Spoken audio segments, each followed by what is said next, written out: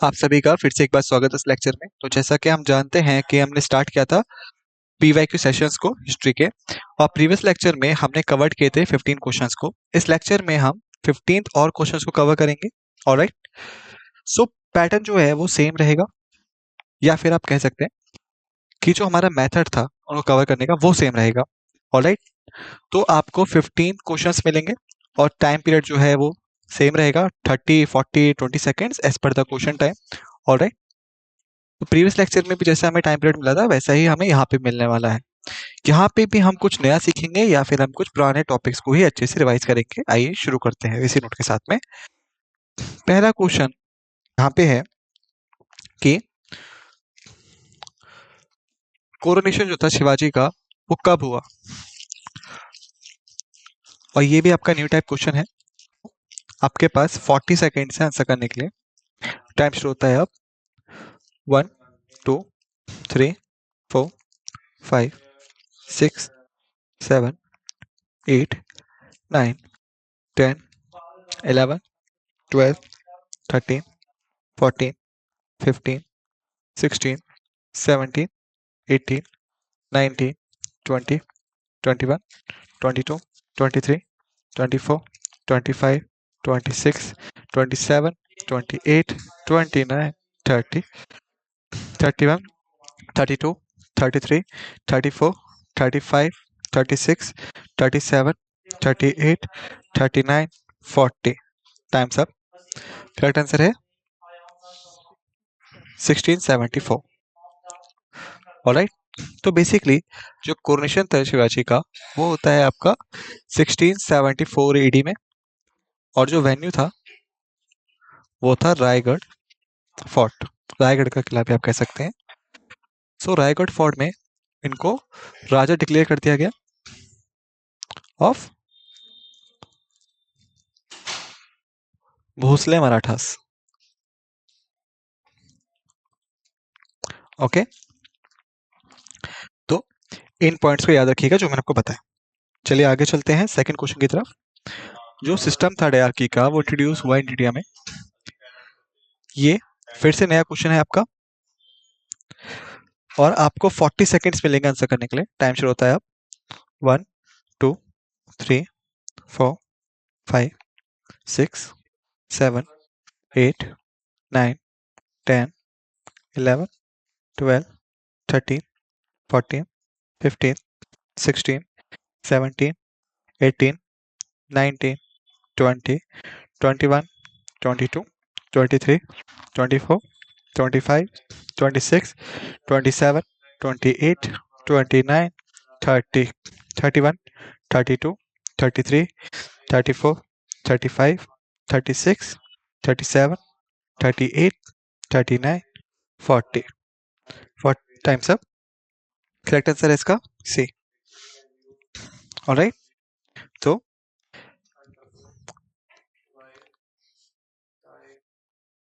चेल्मस्फोर्ड के टाइम पे, या फिर आप कहें चेल्मस्फोर्ड एंड मॉन्टियागे रिफॉर्म्स में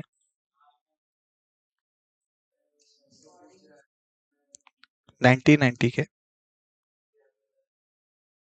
तो चेल्मस्फोर्ड और मॉन्टियागो रिफॉर्म से 1919 के वहां पे डायरार्की को इंट्रोड्यूस किया गया था। तो डायरार्की का मतलब क्या होता है? बेसिकली आपने सुना होगा सेंट्रल गवर्नमेंट के बारे में और स्टेट गवर्नमेंट के बारे में।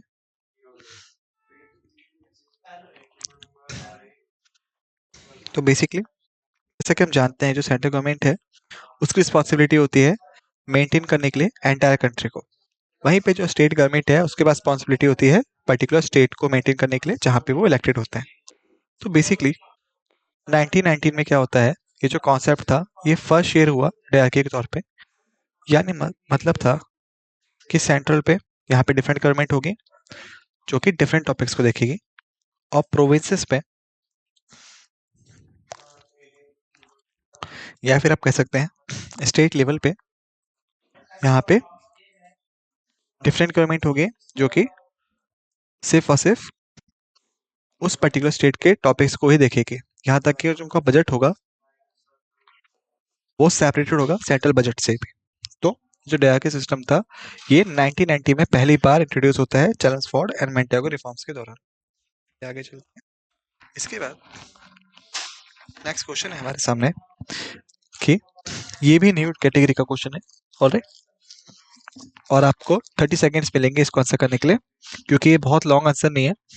तो टाइम शुरू होता है 1 2 3 4 5 6 7 8 9 10 11 12 13 14 15 16 17 18 19 20 21 22 23 24 25 26 27 28 29 30।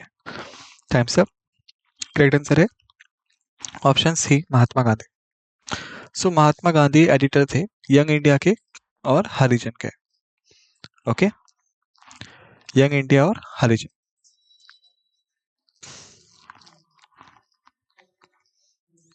ओके, और यदि हम बात करें नेहरू जी के बारे में, तो ये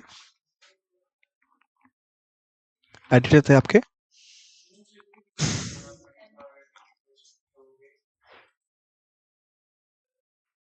नेशनल हेराल्ड्स के।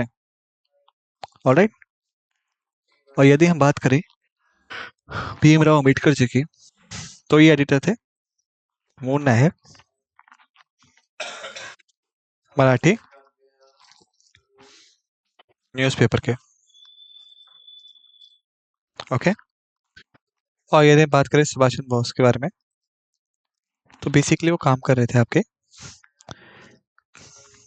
चित्तरंजन दास के लिए, लेकिन इन्होंने खुद स्टार्ट कर दिया अपना न्यूज़पेपर जिसका नाम था स्वराज। ओके, तो ये था आपका न्यूज़पेपर्स के बारे में और उनके एडिटर्स के बारे में। महात्मा गांधी यंग इंडिया और हरिजन के एडिटर थे, नेहरू जी थे नेशनल हेराल्ड्स के, अंबेडकर साहब थे मून नायक मराठी न्यूज़पेपर के, और सुभाष चंद्र बोस सर जो थे वो बेसिकली पहले चित्तरंजन दास जी के लिए काम करते थे, लेकिन बाद में फिर वो अपना स्टार्ट करते हैं स्वराज। ओके, चलिए आगे चलते हैं। फोर्थ क्वेश्चन है हमारे पास कि इनमें से कौन सा था जिसने अटेंड किया था 3 राउंड टेबल कॉन्फ्रेंस को, सभी 3 राउंड टेबल कॉन्फ्रेंसेस को। तो आपके पास फिर से 40 सेकेंड्स है। 40 सेकेंड बहुत हो जाएगा, 30 सेकेंड्स आपके लिए बहुत ही इनफ टाइम है, ठीक है, आंसर करने के लिए, क्योंकि यहाँ पे राउंड टेबल कॉन्फ्रेंस के बारे में मेंशन है।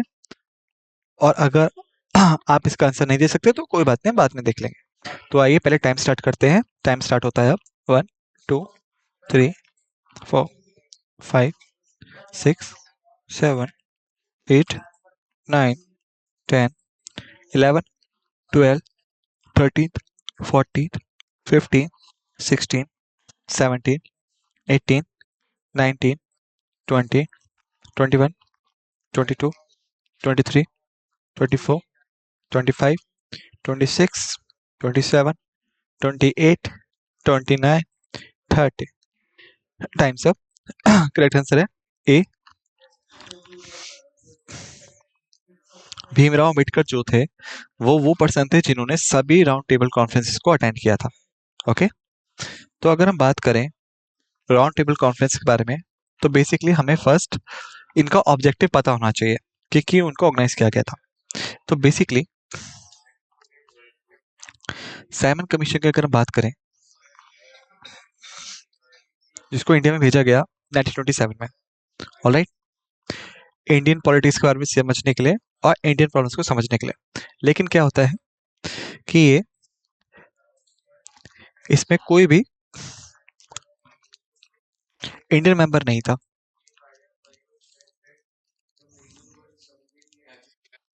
तो बेसिकली कंप्लीट कह सकते हैं आयरनी थी कि अगर आप इंडिया में कोई मिशन भेज रहे हैं ये बोल के कि इंडियंस के लिए है और उसमें कोई भी इंडियन मेंबर है ही नहीं, तो आप कैसे इसको बोल सकते हो कि आप इंडिया के बारे में समझ जाओगे। तो यही थी यहाँ पे आयरनी। तो जो लॉर्ड इरविन थे वो उस टाइम पे वॉर्ड्स रहे थे, ऑलराइट, और इन्होंने ऑर्गेनाइज करी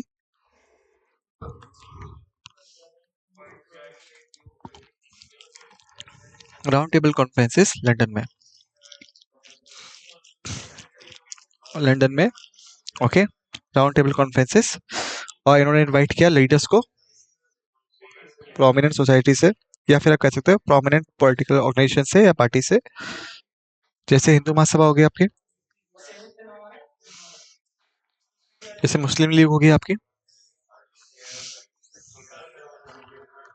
ऑलराइट, जैसे कम्युनिस्ट कम्युनिस्ट पार्टी होगी आपकी। Alright, like Congress. तो यहाँ से लीडर्स को बुलाया गया इस प्रॉपर मीटिंग के लिए। ओके, लेकिन क्या होता है, जो फर्स्ट राउंड टेबल कॉन्फ्रेंस थी वो फेल्ड होगी, क्योंकि जो गांधी जी थे उन्होंने इसको अटेंड ही नहीं किया क्योंकि वो जेल में थे। सेकेंड राउंड टेबल कॉन्फ्रेंस जो थी वो भी फेल हो गई, क्योंकि कोई भी एग्री नहीं था इन फैक्ट्स पे। लेकिन जो मुस्लिम लीग थी या बाकी पार्टी थी उन्होंने उसको सपोर्ट किया था। और अगर हम बात करें सेकेंड राउंड टेबल कॉन्फ्रेंस के बारे में, जो मैं प्रीवियस लेक्चर में बता भी चुका हूँ, तो आप देख सकते हैं।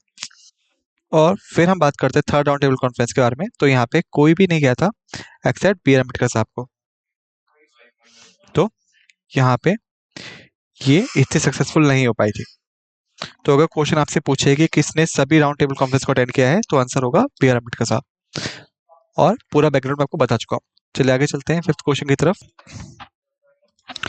तो क्वेश्चन है यहाँ पे कि किस किंग को हम देवनप्पिया प्रियदर्शी के नाम से जानते हैं। Okay, beloved of the God's के नाम से भी आप बोल सकते हो डिस्क्रिप्शंस में। ऑलराइट, तो ये है आपका न्यू कैटेगरी टाइप का क्वेश्चन। ऑलराइट, और आपके पास है ऑप्शंस, आपको 40 सेकंड्स मिलेंगे आंसर करने के लिए।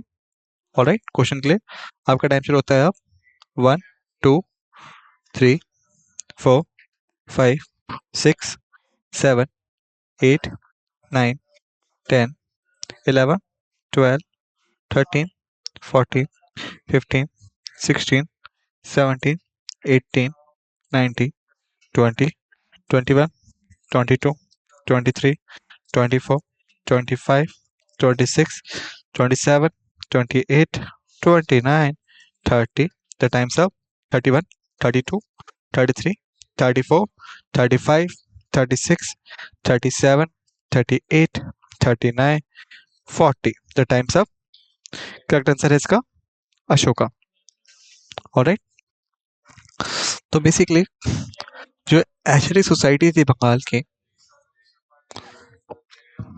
वो मेन सोर्स थी इसके पीछे।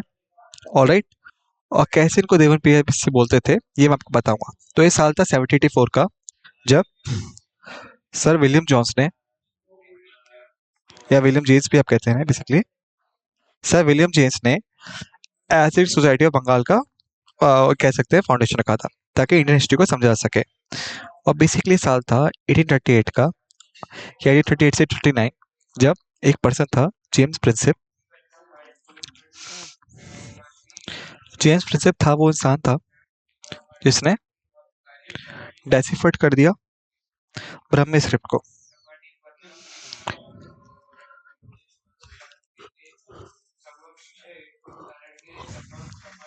और आपको याद हो कि ब्रह्मी स्क्रिप्ट को हम अशोकन इंस्क्रिप्शंस में इस्तेमाल करते थे। ऑलराइट, तो अब मुझे उम्मीद है कि आपको आइडिया लग गया होगा क्यों अशोका को हम देवन प्रियदर्शी के तौर पे आइडेंटिफाई करते हैं, क्योंकि वो अपने आप को दिखाते थे as a beloved of the gods. जैसे बहरी घोषा से धर्म घोषा पॉलिसी हो गई, जो आपको बता चुका हूँ।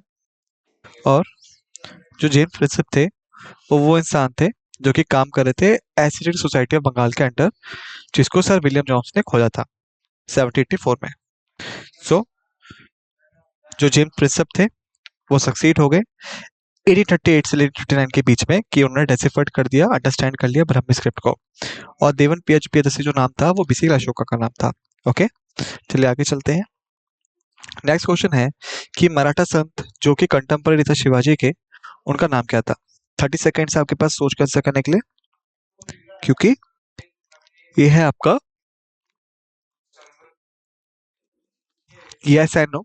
ऑलराइट, सो आपका टाइम शुरू होता है अब 1 2 3 4 5 6 7 8 9 10 11 12 13 14 15 16 17 18 19 20 21 22 23 24 25 26 27, 28, 29, 30.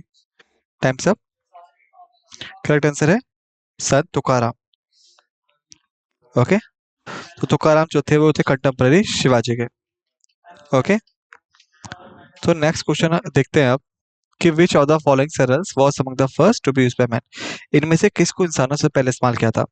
तो बेसिकली यहाँ पे एक साइट थी मेहरगढ़, और ये पड़ते थे आपके फर्स्ट विलेज था बेसिकली आपका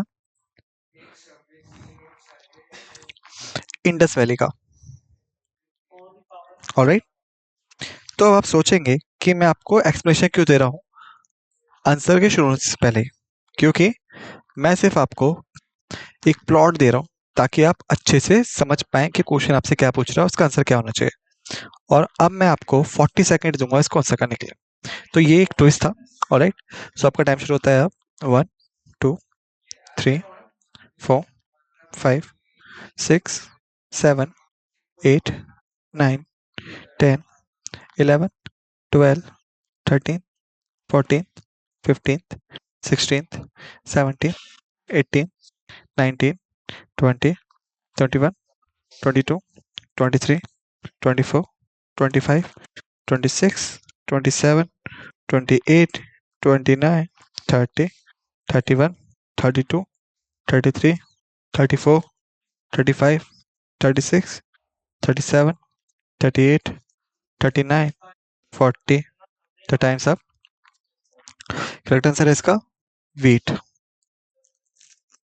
तो वीट जो है बेसिकली वो फर्स्ट सेरल था जो कि इंसानों द्वारा इस्तेमाल किया गया। ओके, और ये हुआ आपका इंडस वैली सिविलाइजेशन के दौरान। ऑलराइट, तो इंडस वैली जो था उसके पास एविडेंसेस हैं मेहरगढ़ में। Okay, about the wheat agriculture. Okay, और अगर आप बात करेंगे मेहरगढ़ के बारे में, तो जो मेहरगढ़ था बेसिकली वो सिचुएटेड था आपका बलूचिस्तान में, बलूचिस्तान रीजन ऑफ पाकिस्तान में। ऑलराइट, तो बलूचिस्तान बलूचिस्तान जो रीजन था वहाँ पे है मेहरगढ़, जिसको हम आइडेंटिफाई करते हैं फर्स्ट विलेज ऑफ इंडिया के तौर पे, जो बिलोंग करता है आपका इंडस वैली सिविलाइजेशन से। सेकंड नेम है कुल्दी हवा।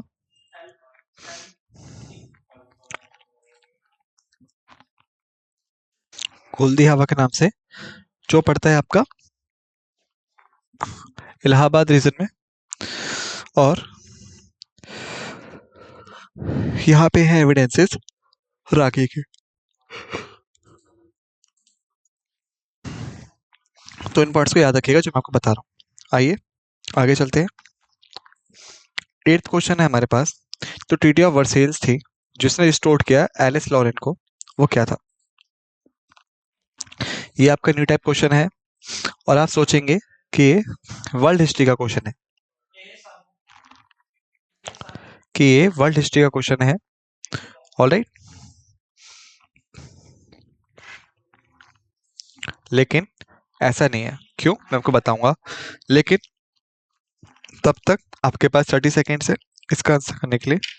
ऑलराइट, आपका टाइम शुरू होता है 1 2 3 4 5 6 7 8 9 10 11 12 13 14 15 16 17 18 19 20 21 22 23 24 25 26 27 28 29 30 टाइम्स अप। करेक्ट आंसर है सी। तो ट्रीटी ऑफ वर्सेल जो साइन होता है और एलिस लॉरेन को फ्रांस को लौटा दिया जाता है। बेसिकली अगर हम बात करें ट्रीटी ऑफ वर्सेल्स के बारे में, तो ये 1914 से 1918 के बीच में बिलोंग करता है। और 1914 से 1980 के बीच क्या हुआ था इस टाइम पीरियड पे? तो बेसिकली यहाँ पे था हमारा first world war.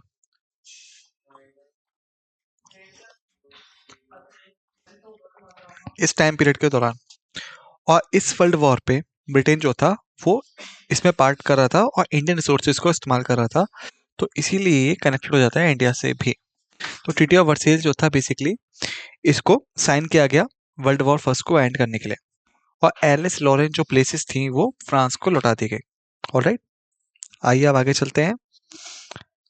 9th question है हमारे पास, अशोकन एडिक्ट जो थे जो डेसिफर्ड किए गए किसने किया? तो मैं इसका आपको बता चुका हूँ इसकी लेक्चर में। सो 20 सेकेंड से आपको मिलेंगे इसका आंसर करने के लिए, और मैं चाहता हूँ कि आप सभी इसका राइट आंसर दें क्योंकि हमने जस्ट अभी इसके बारे में बात की है। सो आपका टाइम शुरू होता है अब। 1 2 3 4 5 6 7 8 9 10 11 12 13 14 15 16 17 18 19 20। Times up. राइट आंसर है जेम्स प्रिंसिप।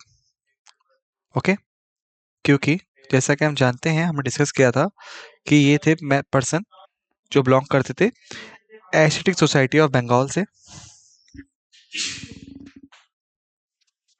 जिसको फाउंड किया था सर विलियम जोन्स ने।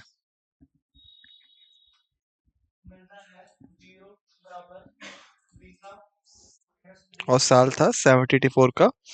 और जो जेम्स प्रिंसिप थे उन्होंने डेसिफर्ड किया था ब्राह्मी स्क्रिप्ट को 1838 से 1839 के बीच में। चलिए आगे चलते हैं। 10th क्वेश्चन है हमारे पास कि किसने फेवर्ट किया था आर्किटेक्ट होम थ्योरी को आर्यंस के? इसके बारे में आपको बता चुका हूँ प्रीवियस लेक्चर्स में। तो मैं चाहता हूँ कि आपको सिर्फ 30 सेकेंड्स में इसका आंसर पता होना चाहिए। ऑलराइट, टाइम शुरू होता है अब। 1 2 3 4 5 6 7 8 9 10 11 12 13 14 15 16 17 18 19 20 21 22 23 24 25 26 27 28 29 30। The times up. Correct answer है सी, बीजी तिलक जो थे, जिनको हम बाल गंगाधर तिलक के नाम से भी जानते हैं,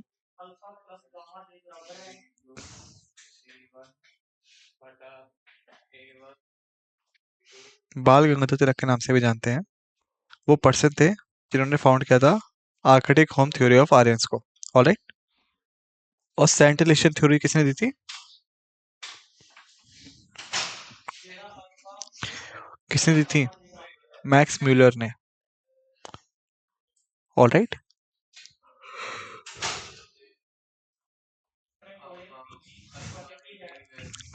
हम क्यों कंसीडर करते हैं सेंटिलेशन थ्योरी को मोर एक्यूरेट?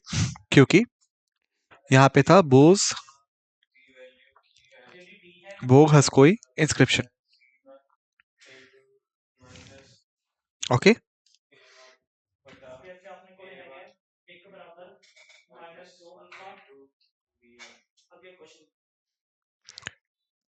बोग हस्कोई इंस्क्रिप्शन की वजह से,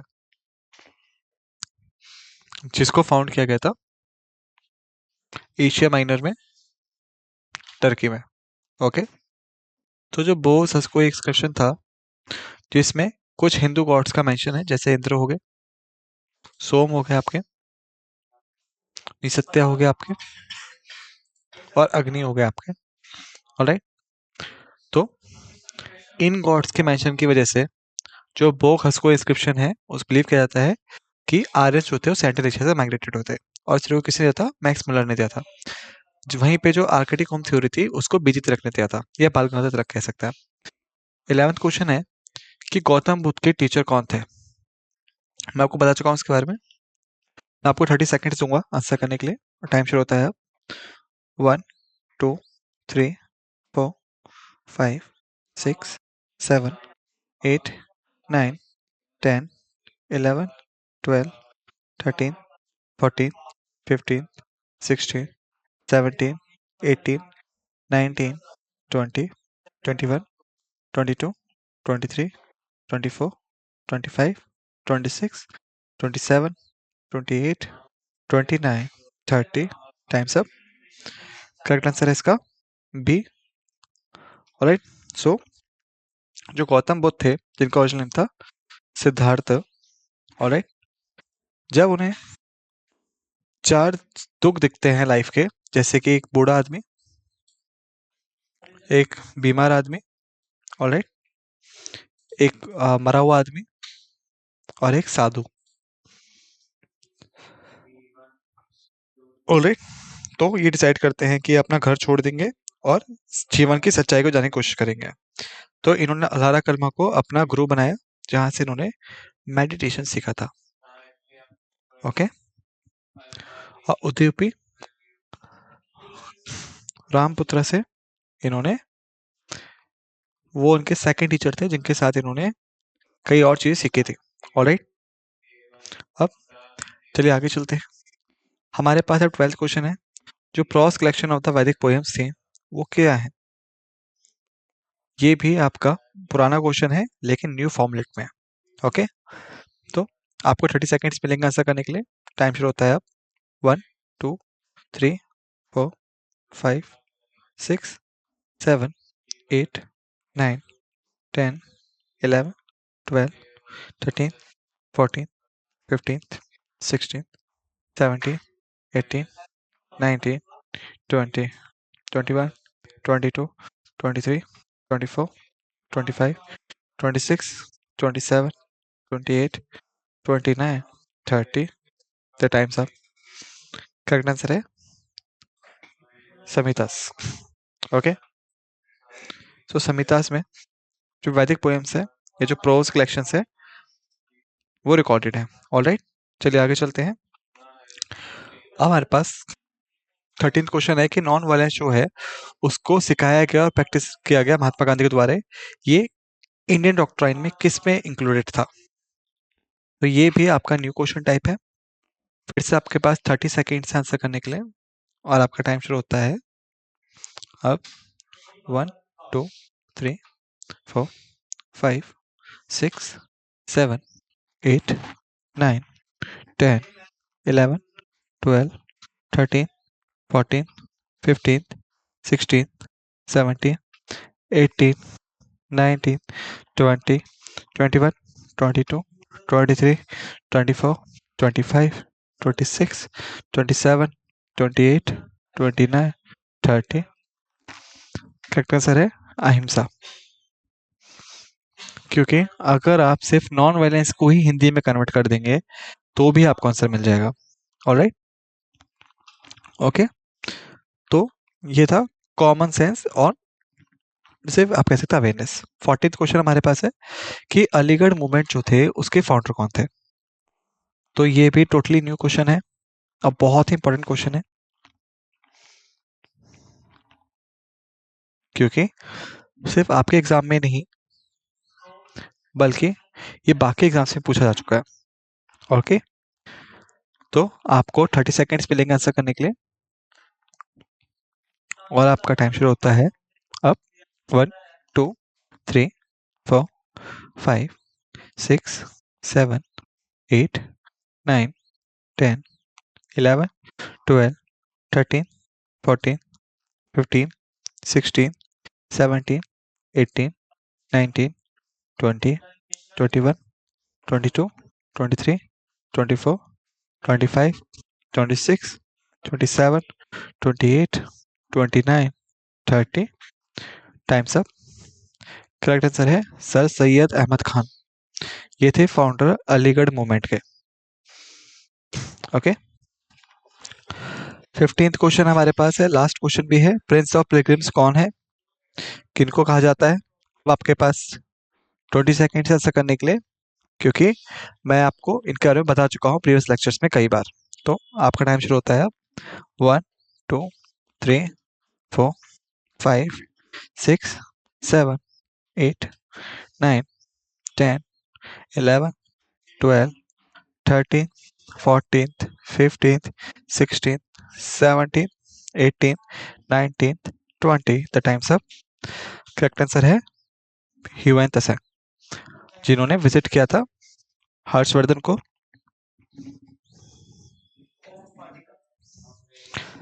पुलिस सेकंड सेकंड को, और विजिट किया था नरसिंह वर्मन को। ऑलराइट, और बाकी रूलर्स को भी विजिट किया था। ओके, तो इसी वजह से इनको कहा जाता है प्रिंस ऑफ पिलग्रिम्स के नाम से। सो स्टूडेंट्स, बेसिकली इस लेक्चर में हमने फिनिश किया है प्रीवियस ईयर क्वेश्चंस को हिस्ट्री के। सो जैसे आप देख सकते हैं कि हमने कवर किए सिर्फ वो क्वेश्चंस नहीं जिनके बारे में हमने सीखा था, बल्कि वो क्वेश्चंस भी जिनके बारे में हम नहीं सीख पाए थे, यानी न्यू फॉर्मेट के क्वेश्चंस थे। ओके, लेकिन हमने उनको भी कवर कर लिया है। यहाँ पे हमने बहुत से फैक्ट्स एंड फिगर्स को डिस्कस किया, तो प्लीज मेक श्योर कीजिएगा कि आप उन सभी फैक्ट्स एंड फिगर्स को रिवाइज करते रहिए। नेक्स्ट लेक्चर में हम पीवाईक्यू और ज्योग्राफी के साथ स्टार्ट करेंगे। तब तक के लिए आप सभी का धन्यवाद।